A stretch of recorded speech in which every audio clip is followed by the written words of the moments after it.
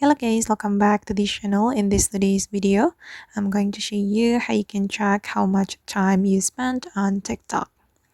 Okay, let's get into it guys. First thing first, I'm going to open up my TikTok application and we're going to open the TikTok setting and privacy.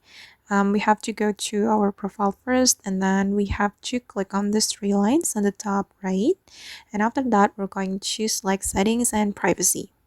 In the settings and privacy, we need to select the activity center. And in this activity center, we'll be able to check our screen time on TikTok or how much time we spent on TikTok.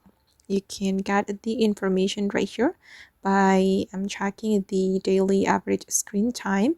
You can also get the details information by clicking on this option, see all screen time data, and you can scroll down and you will be able to get information about your time spent and TikTok opened. You can also filter it according to the week right here.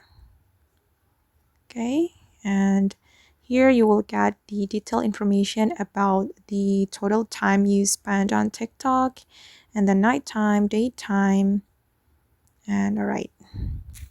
Okay guys, and that's how we can track how much time we spent on TikTok. I hope this tutorial will be useful for you.